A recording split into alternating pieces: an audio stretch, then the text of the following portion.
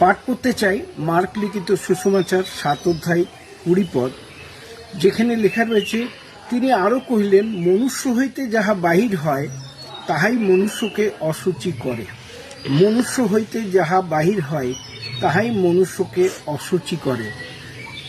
খুব সুন্দর একটা গল্প একবার শুনেছিলাম, যে দুই খ্রিস্টান বন্ধু, তারা আবার বাইবেলও পড়ে, আবার এদিকে নেশাও করে।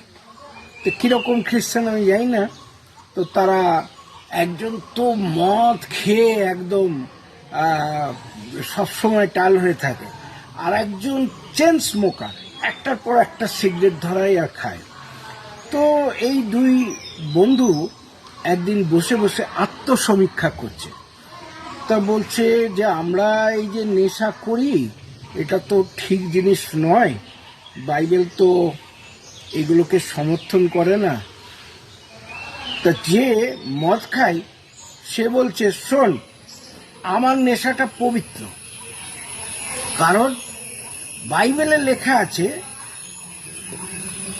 যে মনুষ্য হইতে যাহা বাহির হয় তাহাই মনুষ্যকে অশুচি করে। আমি তো ড্রিঙ্ক করি, সেটা খেয়ে নিই, পেচ্ছাপ হয়ে বেরিয়ে যায়, আর তুই কি করিস, তুই সিগারেট খাস, আবার সঙ্গে সঙ্গে সেটা ভেতর থেকে বেরোয়, এইটা তোকে অশুচি করে। তুই সিগারেট খাওয়া ছাড়, তুই আমার মতো মদ খাওয়া ধর।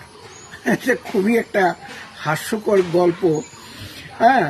কিন্তু বাইবেল কি বলে দেখুন, তিনি আরো কহিলেন, মনুষ্য হইতে যাহা বাহির হয় তাহাই মনুষ্যকে অশুচি করে, কেননা ভেতর হইতে মনুষ্যের অন্তঃকরণ হইতে কুচিন্তা বাহির হয়, বেশ্যাগমন, চৌর্য, নরহত্যা, ব্যভিচার, লোভ, দুষ্টতা, ছল, লম্পটতা, কুদৃষ্টি, নিন্দা, অভিমান ও মূর্খতা। এই সকল মন্দ বিষয় ভেতর হইতে বাহির হয় এবং মনুষ্যকে অশুচি করে। প্রার্থনা করি যেন শুচি জীবনযাপন করতে পারি। হে প্রভু, এই জীবনের মালিক তুমি, তোমারই হাতে আরেকটি বার আমি এবং সকল ভক্তবৃন্দ যারা এই ভিডিও ক্লিপ শুনছেন, সকলকে আমি তোমার হাতে রাখছি প্রভু। আমাদের শুচি জীবন দান করো, যিশু তোমার নামে চাই, আমেন। ভালো থাকবেন সকলে। জয় যিশু।